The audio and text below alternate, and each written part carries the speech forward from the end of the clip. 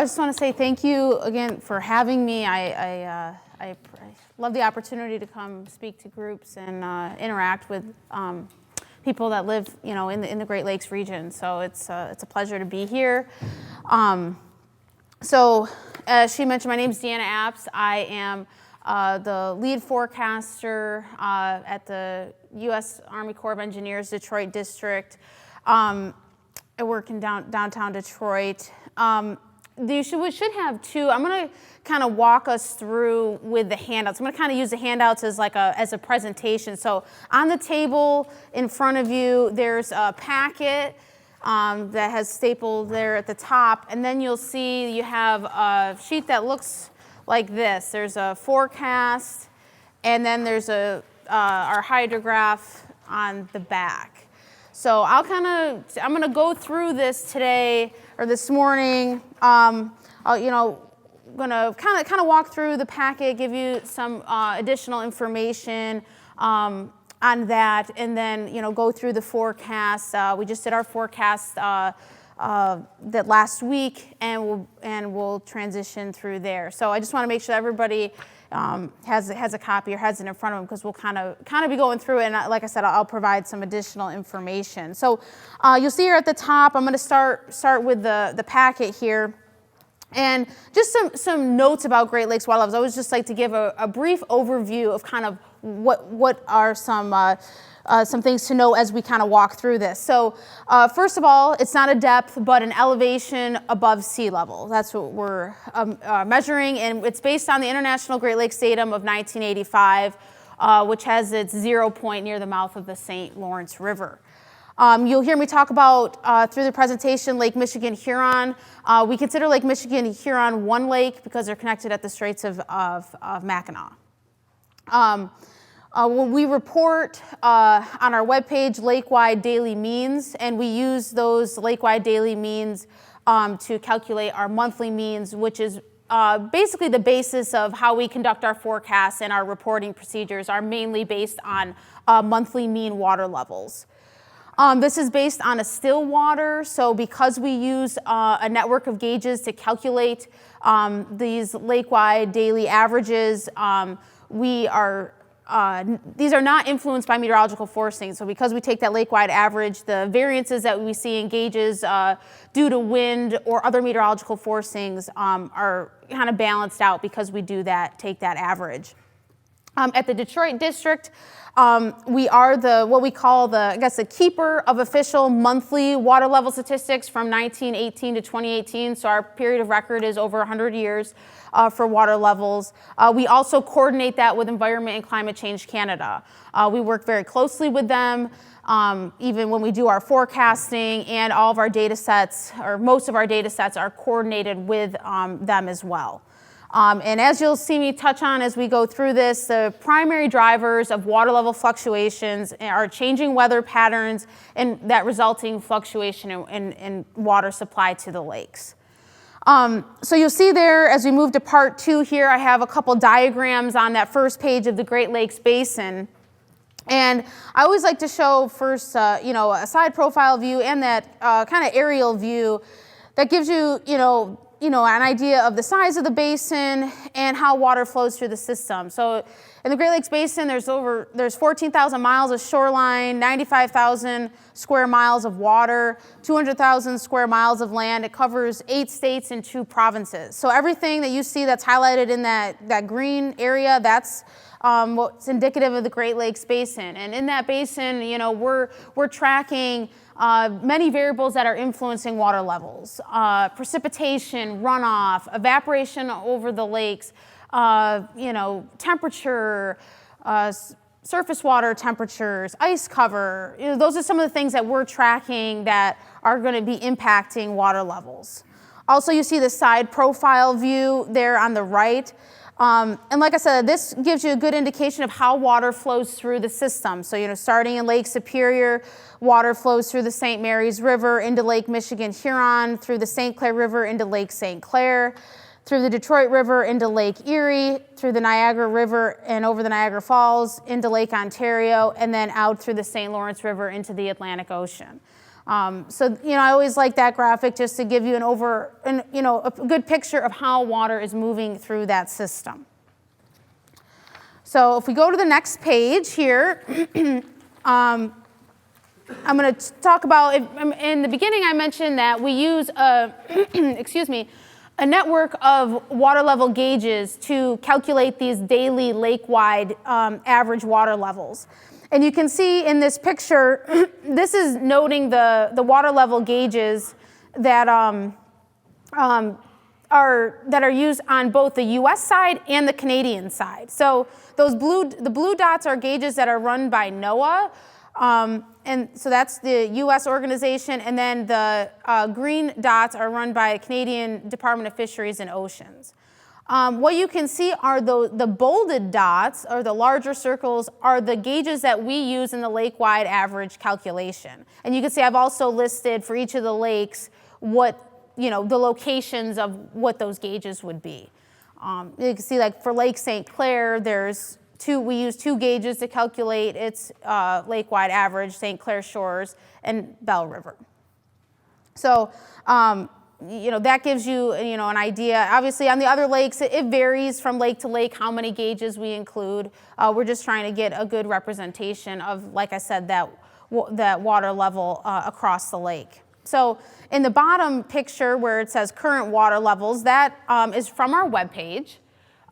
So you can get that information. I put the link there too, and I have other links at the end too that'll get you to other places on our website that has information that you can get right on the webpage. So this is the example of the lake-wide daily means that you can see. So for each lake, Superior, there's Michigan Huron is one lake, St. Clair, Erie, and Ontario.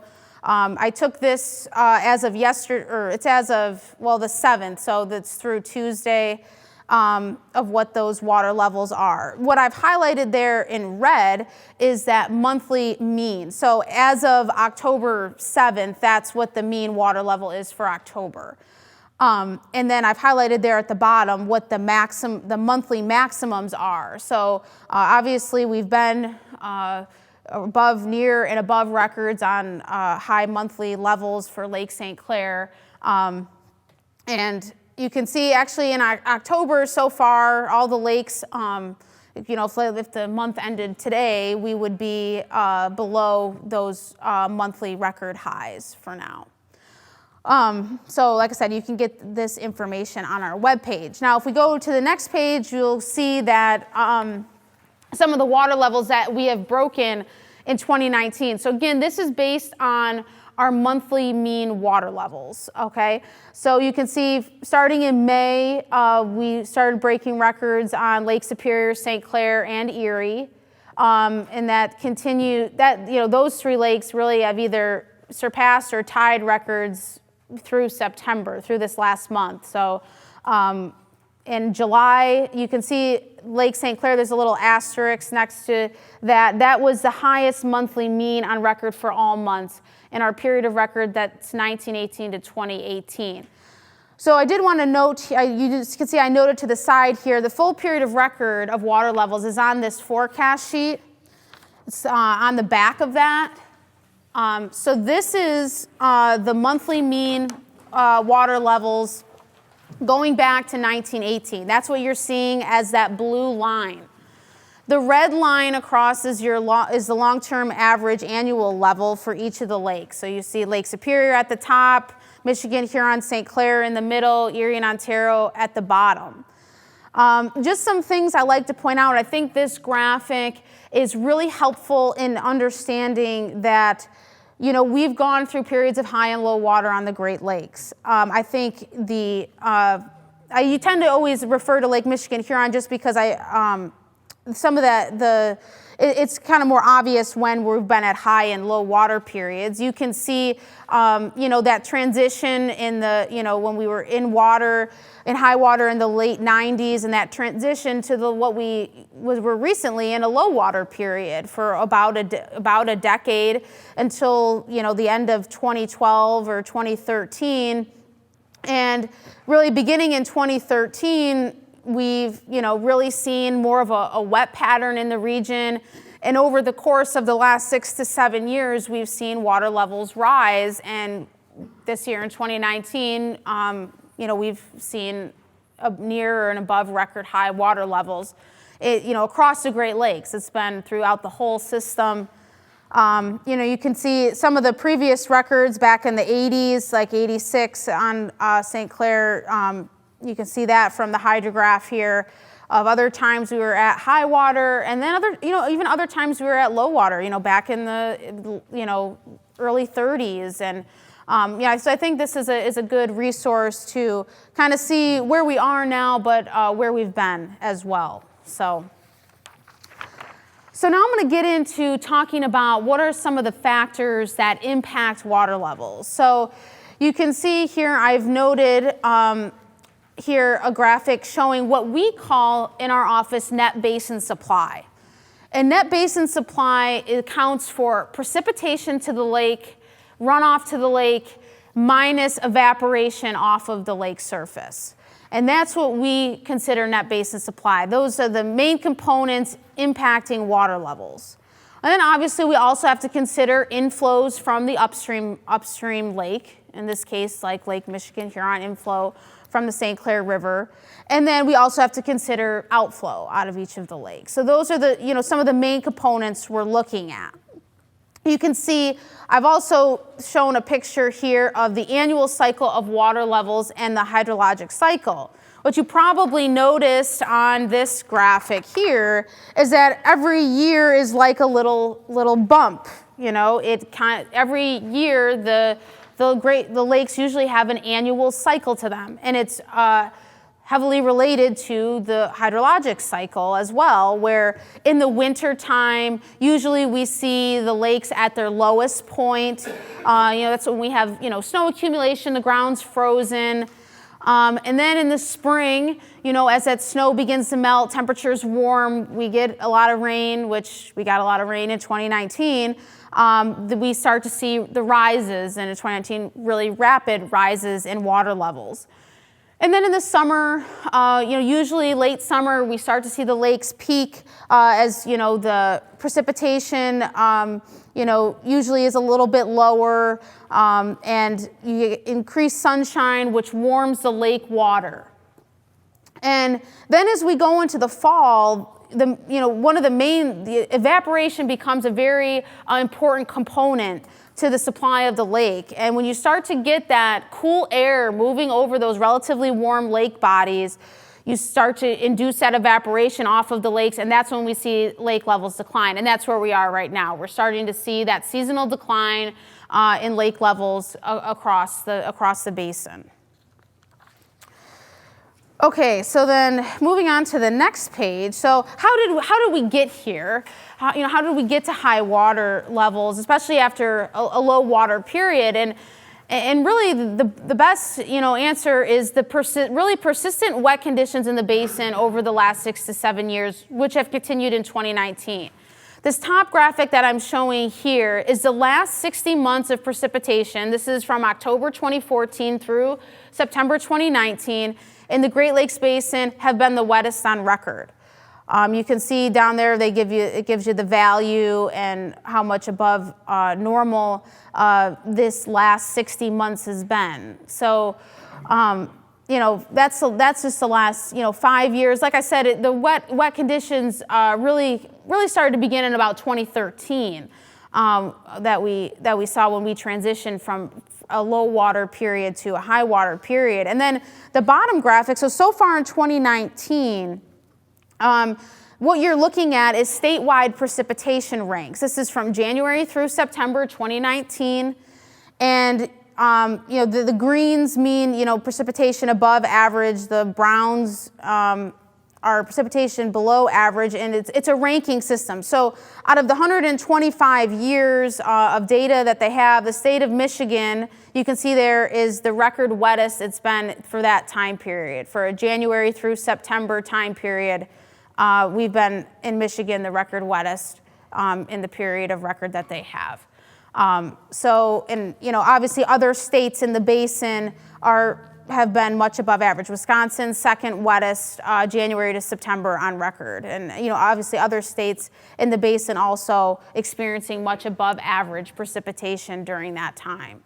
So I have a question. So Yeah. is that a statewide average, including rain and snow melt? Well, it's a statewide average including all precipitation. So that would include snow, but not snow melt. Okay. It would just include any precipitation falling in that region. Statewide average? Statewide, Okay. yep.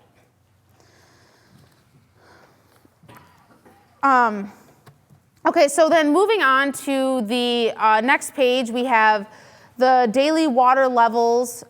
This graphic is also available on our web page as well. Pretty much all the graphics, even this hydrograph too, is all this really that I'm showing you is available on our web page. So, but at least you have hard copies here.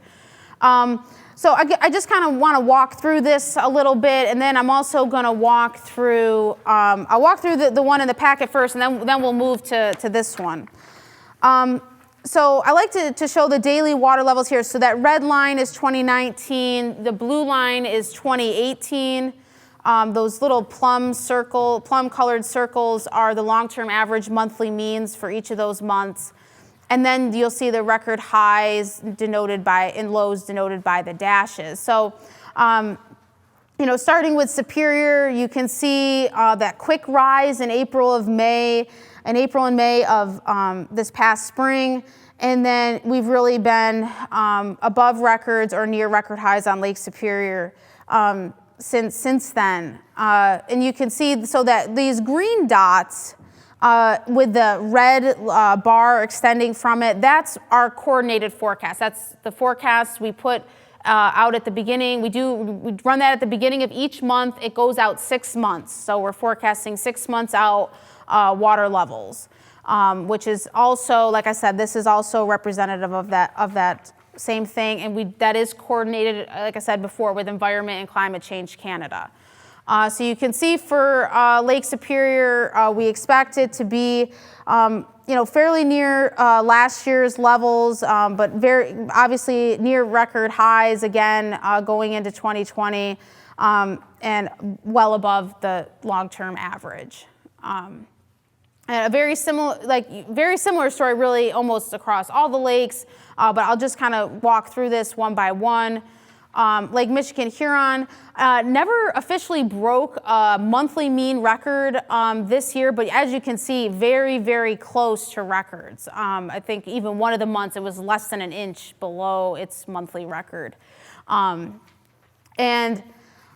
you can see now we're starting to experience a little bit of a decline. September was obviously very wet in the region, and even though from a monthly standpoint, water levels declined, during the month of September, we did see some rises in Lake Michigan, Huron due to the wet conditions we experienced.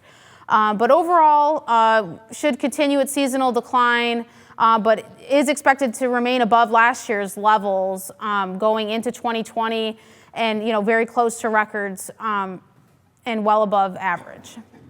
And similar story on Lake St. Clair. You can see the rapid rise April to May, and really have been above record high since May. We're just starting now. If you look in that September, October, we're just starting to really be below records here. Expecting a continued seasonal decline into the winter, but still above last year, and near records going into 2020. Still water levels are expected to remain high into next year. And then, like I said, a similar story here on Erie as well, where we expect the seasonal decline to continue. Should be below records this month. Right now in the forecast, we're not forecasting any of the most probable forecast is not forecasting any of the lakes to be at records in October. But again, the water levels are still very high.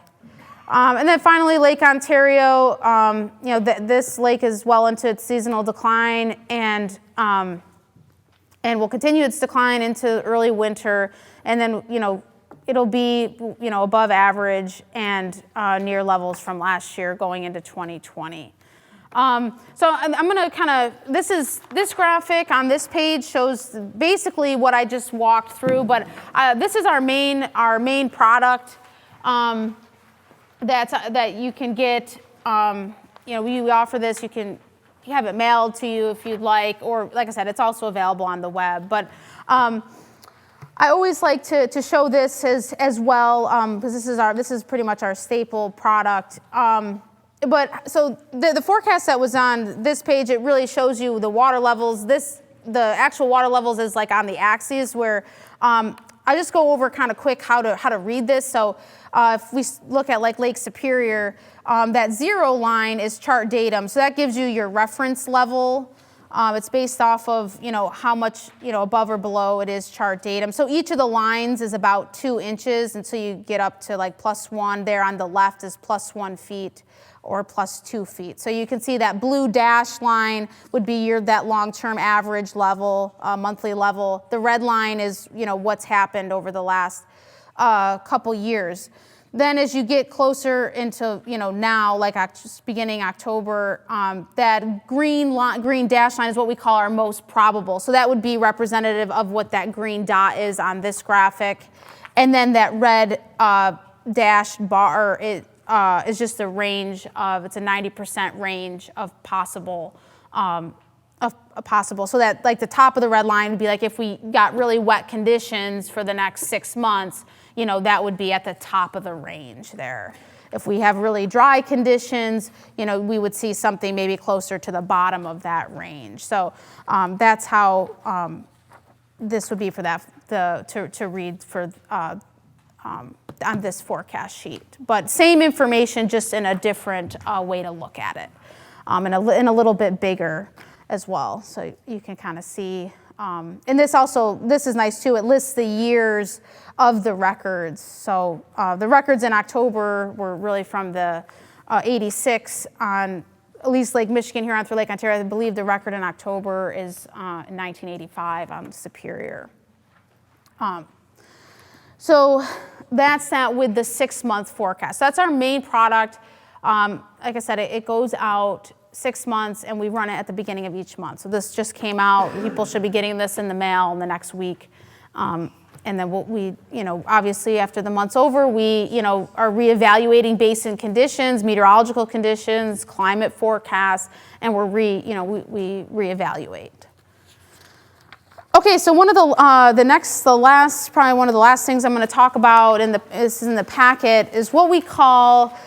This is also on our webpage, is called the Water Level Outlook. And this outlook goes out 12 months. We don't call it a forecast because it's scenario based, and I'll explain what that means. So what you're looking at is very similar to the graphics we just looked at, where you can see the black line is the last about 2 years worth of water levels, that monthly mean level.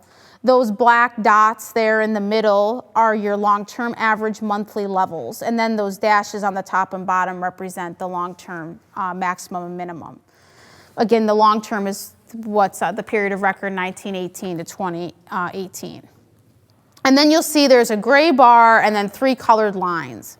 So what we do, we use this tool to answer a lot of questions, what if? Obviously, we get a lot of questions, what if this happens? What will water levels be?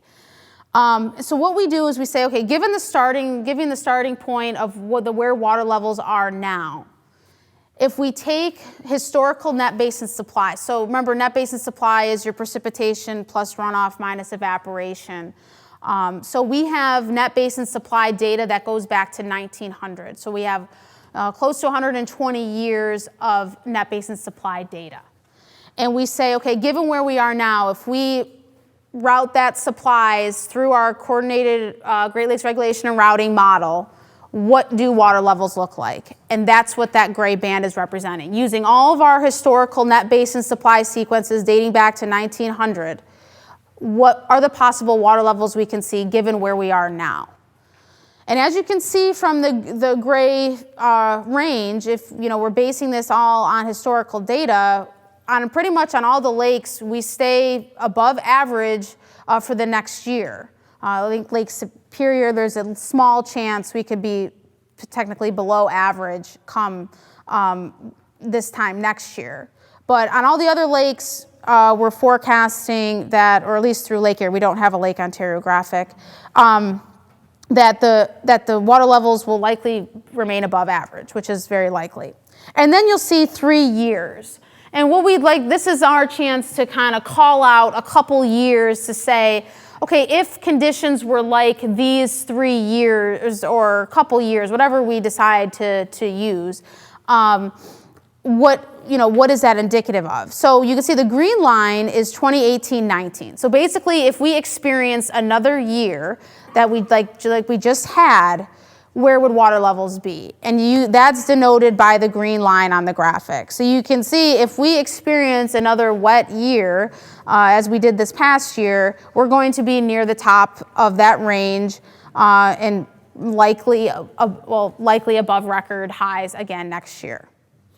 Now, the purple line represented by the year 1933-94, that's a year characterized by near average MBS, give or take. So close to average MBS or net basin supply. And you can see at least we would stay below records, but we would still be well above average.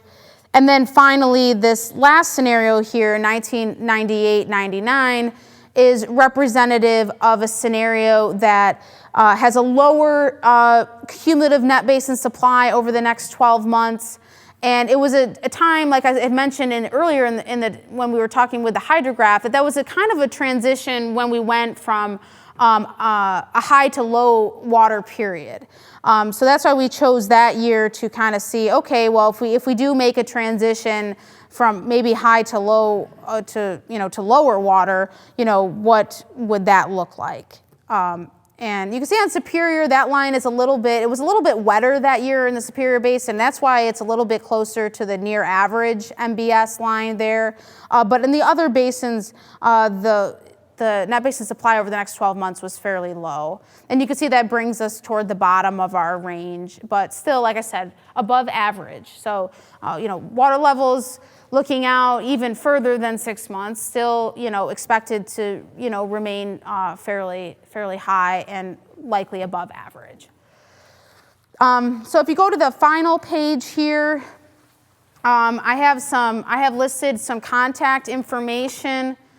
So you'll see that first line, water level forecast. So we have the monthly bulletin, which is this right here. The weekly, we have a weekly water level forecast. We do that every Thursday, and it goes out 1 month from that date. So that's usually posted to the web either Thursday afternoon or early Friday morning. And like I said, that kind of we use that as more of like an update to the current conditions or update to what our forecast is. But like I said, it only goes out 1 month. The Great Lakes Water Level Outlook, that's what I just showed you. That's the thing that goes out 12 months. And then the Connecting Channels forecast, which comes out with our weekly forecast. So that can all be accessed at that link over there to the right. Then you have the water level observations. That's like the current data that I showed you in the beginning, the current water levels and the historical data, like this graphic right here. That can be accessed at that link. Then we also provide water level summaries each month that comes out with our bulletin forecast. And then we have Great Lakes update articles too. Those come out, it's probably every 3 to 4 months. They are a range of topics. All from, just an update on the year, or I think the recent one coming out was on the Sioux Locks, history of the Sioux Locks. And there's over, I think we're close to 200 on the webpage, and there's just a plethora. If you're ever interested, I feel like a lot of that has good information in it. We've been doing those, I believe, since the 80s, late 80s. And also the last link on there, the Living on the Coast brochure on coastal impact. So that was a document that was put together between us and Michigan Sea Grant. The document itself is It's a little bit on the older side. The contact information I wouldn't use in it, but the information, it gives you great information if you're living on the coast, information on, on how to protect your property and things like that. So it's a good, useful, it has good, useful information in there. And then finally, contact information there in our office. Keith Kapaltwitz is my supervisor.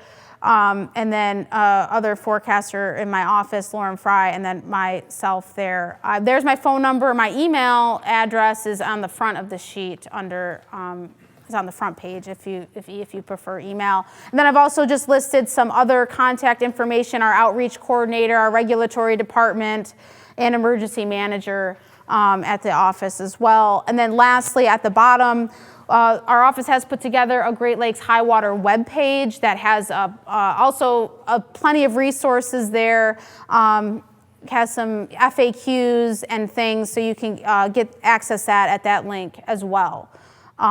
So that's it for my information part. I will open it up to questions, and also feel free to come up after too as well. I'm happy to answer what I can.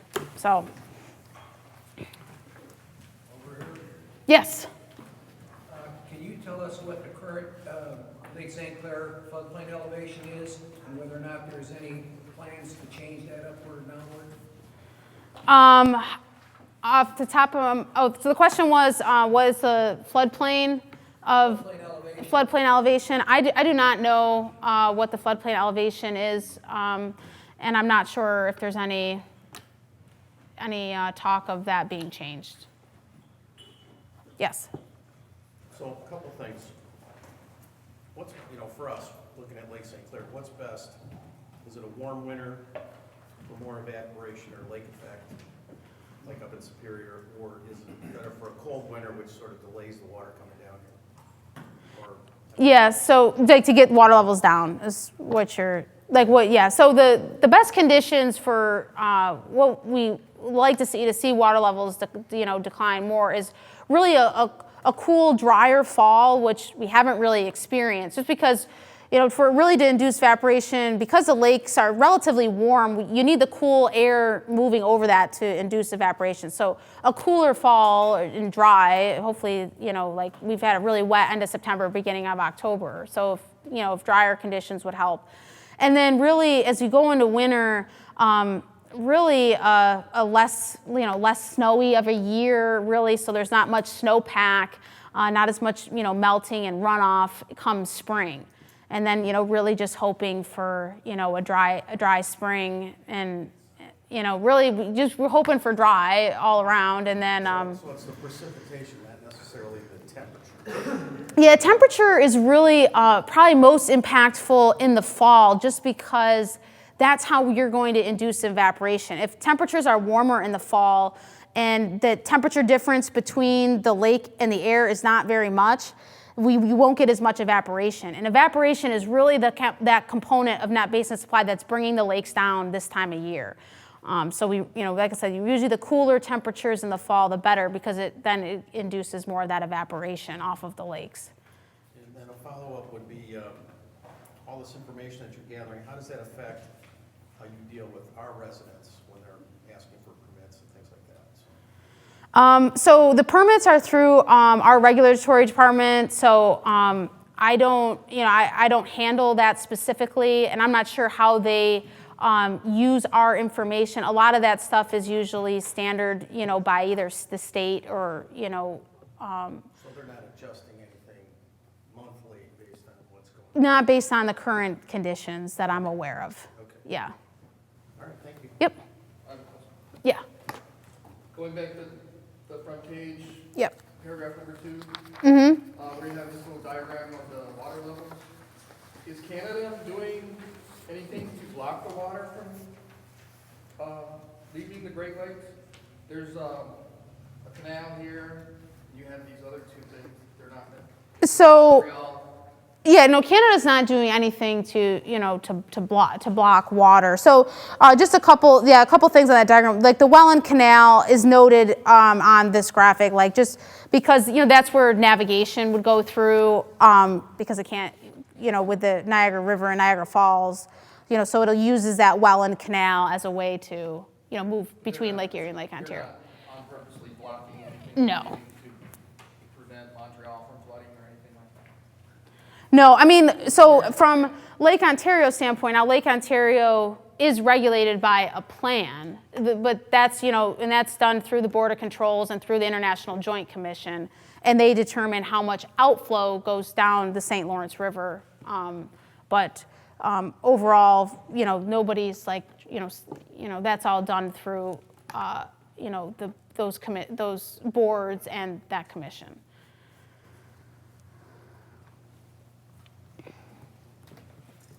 Yes. Keep hearing forecasts for an extremely cold winter coming up. Yeah. If the lake freeze over earlier and stay frozen over, how much is that going to affect evaporation? So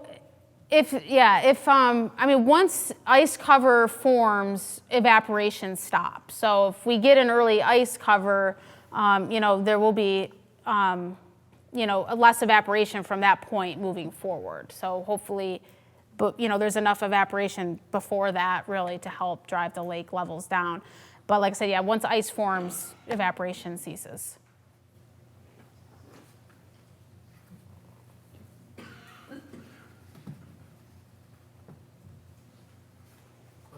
Yeah. You said there's a plan for Lake Ontario, right, and these joint commissions? Mm-hmm. Is that the only one where there's a plan? Like, is there such a plan for like Lake Michigan, Lake Huron, Lake Superior, or is it just for Lake Ontario? So there's two places in the system where there's regulated outflows. One is out of the Lake Superior through the St. Mary's River. There's a regulation plan there. And then like the plan that's for Lake Ontario regulation. So that's two locations where outflow is controlled in the system. And why is that? That is that's because there's gated structures there. So every month they're deciding how much flow is going to be allocated through the gates.